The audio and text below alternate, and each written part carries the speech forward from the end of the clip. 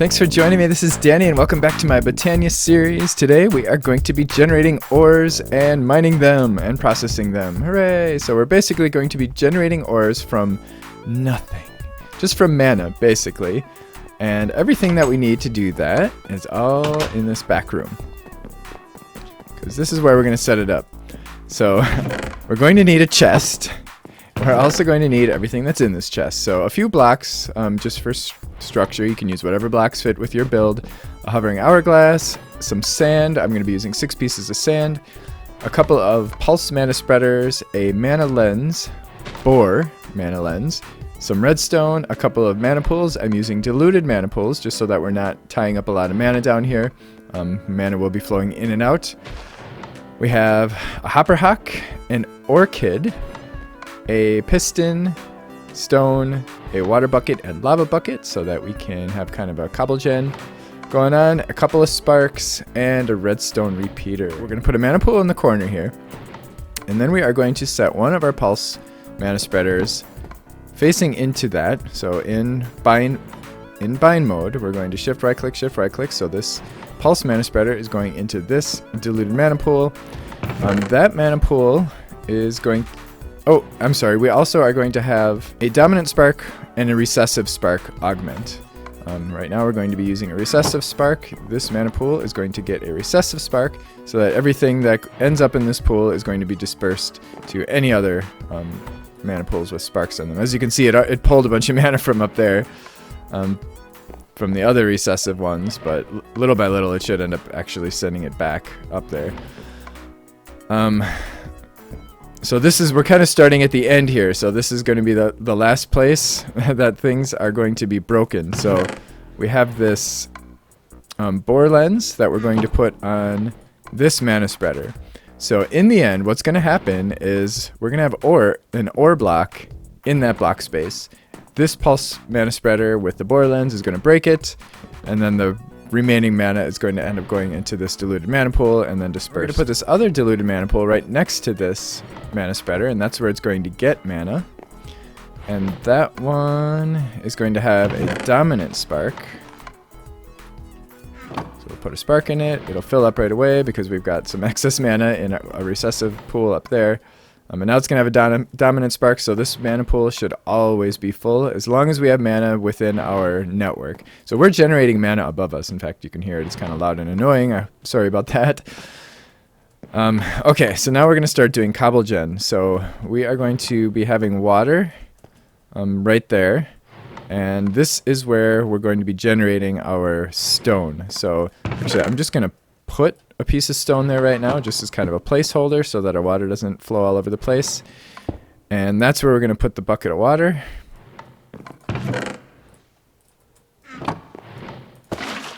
And then right above this block is where we're going to put the lava. So obviously that's going to be one of the last things that I do because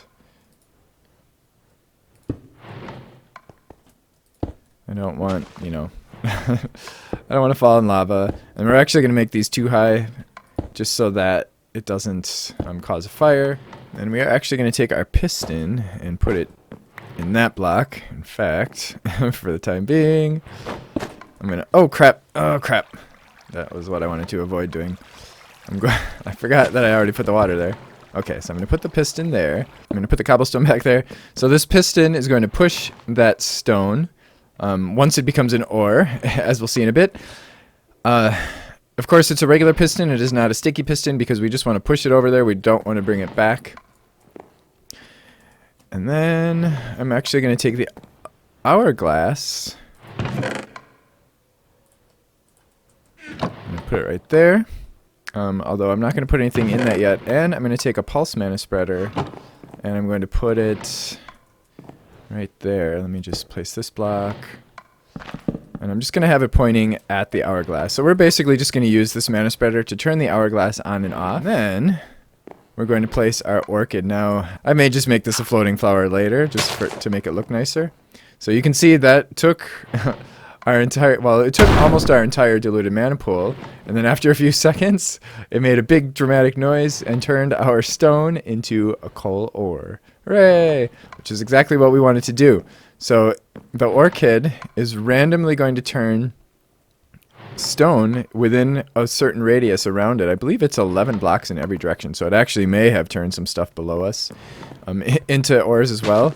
And it's going to turn it into a random ore, weighted based on how common they are in the world. So we're going to get coal, we're going to get lapis, we're going to get iron, we're going to get gold, we're going to get a little bit of diamonds, and a very small amount of emeralds as well. The hopper hock I'm actually going to place over here. This thing has quite a large range, so it should be fine if we put it in this room. Kind of at the end of the hallway. I'm just going to do another dirt for now. I'll just pull the dirt from under there and put it right here. And we are going to take that chest.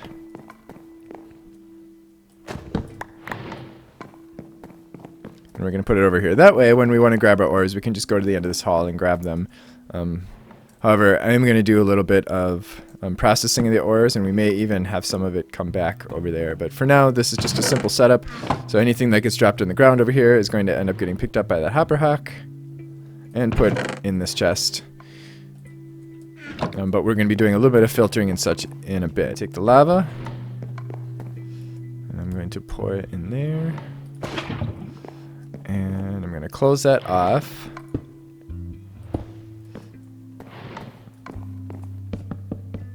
And just make sure that this all looks safe and that nothing's going to start on fire. I'm actually going to put blocks up here because I found that the lava will set those blocks on fire up there. Although we don't really have any flammable stuff around here. It's dirt above this living wood planks, so we should be fine. Just as long as these living wood planks don't burn. There, that's it. Okay, so now we're going to take our repeater and we're going to put it into this pulse mana spreader right here. That's going to break that block, and we're going to delay it by 3 ticks because this hourglass is obviously going to trigger our piston. So if you don't know already, the hourglass is basically a redstone clock. We put sand in it, and the number of sand items that we put in it will determine how many seconds it goes. We can also put red sand in it. Every red sand is 10 seconds, and we can put soul sand in it. Every soul sand is 1 minute.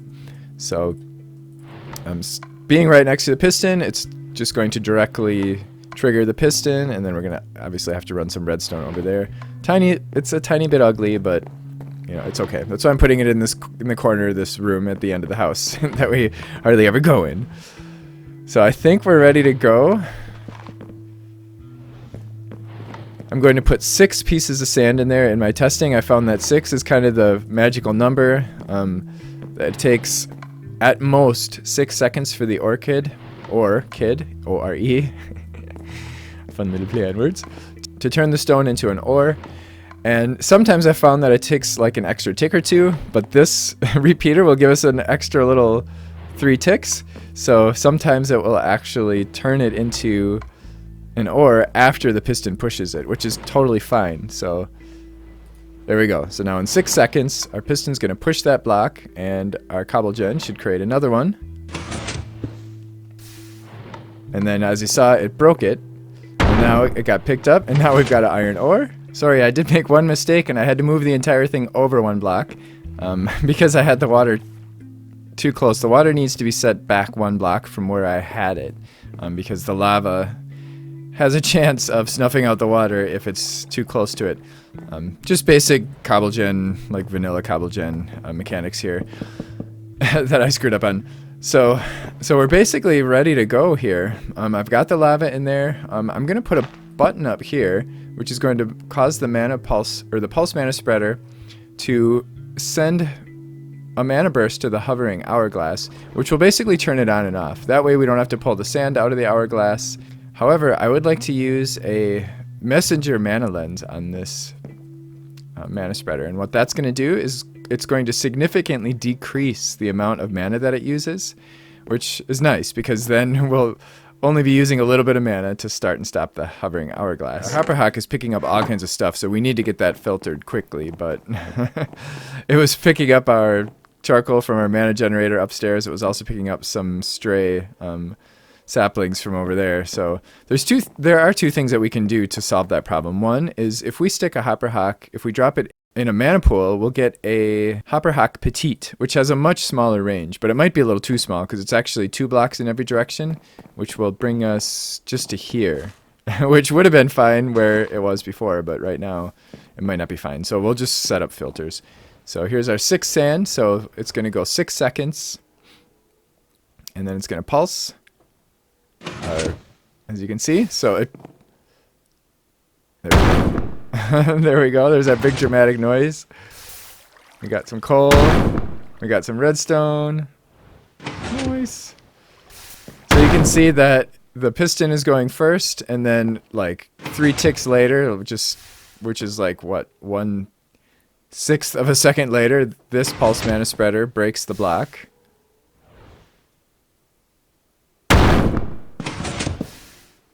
Nice. Now, one thing to note. This does... Oh, we got some iron. Yay, we totally need iron right now. We are so out of iron. One thing to note about this is it does use a tremendous amount of mana. This orchid uses a lot of mana. So I think it's about maybe 1/10 of a mana pool, maybe a little less than that. But, I mean, you get a few things in here and you're already going to be using, like, pools and pools of mana. Oh, we have 3 cobblestone in there. I tested this like crazy in a test world, and 6 seconds worked perfectly for me, but for some reason, every once in a while I'm getting a piece of cobble. So I'm just going to increase this to 7 seconds. So all you have to do is right-click on this guy. It pulls the sand out, and then we can right-click on it again with 7 sand. And now we should be pretty much guaranteed that we'll never get any cobblestone. But yeah, in all that time, I got a few cobblestones, so... We're basically getting 1 ore every 7 seconds. I'm going to shut this off. All we do is hit this button. It'll give that thing a tiny pulse, and as you can see, it'll just stop. And that way we don't have to pull the sand out and then try to remember how many seconds was it again. We can just leave this setup as it is, and when we want to start it again, we can just hit the button. And we can also right-click this guy with our Wand of the Forest. When we hover over it with a Wand of the Forest, it'll show us how much time is left. When we right-click in it, it'll lock it. So that way if we accidentally right-click it, it's not going to, in fact, it's going to tell us, hey, you can't do that because it's locked. So here's what I've got. Of course, I'm going to cover up this ugly hole here. But basically, I'm using storage drawers. Now, of course, we could just have vanilla chests with a bunch of item frames specifying the items that we want to pick up. But I'm just going to use storage drawers for this setup because it's a little easier that way, and we can have more filters. And then I've got a hopper over here with 2 item frames on it. One with gold, one with iron, one with gold. Those are the only smeltable ores that we actually have in this pack. So it's all vanilla. It's all vanilla stuff. So this is really everything that we're going to get in this pack. So it's dropping into this furnace, of course. And down here, I've got a exoflame, which is powering the furnace. So we don't need to get coal into that furnace. And then when it's done, it takes some hopper ducts over here, and then it gets hoppered into this basic drawer over here. So that's it. Pretty simple setup. So all of our ores are being processed now into ingots. And one thing to note, all of the flowers, the exoflame down there, this hopper hawk, and the orchid, which I actually moved back there because I thought it was really ugly right there. It almost looks like a potted window flower or something right there. It makes a little more sense. They all have to be bound to this mana pool. We've got 2 mana pools here, and of course all those flowers are closest to this mana pool, but that mana pool is empty. And it's going to be empty most of the time. The only time it's going to be full is when all the other mana pools are full and it doesn't have anywhere to put it because it's got the recessive spark on it. So make sure everything is on this mana pool, and we can get this thing started again. As you can see, we've already got some coal there. Nice. You can see, I'm pretty sure it's using a full mana pool at least, of a diluted mana pool.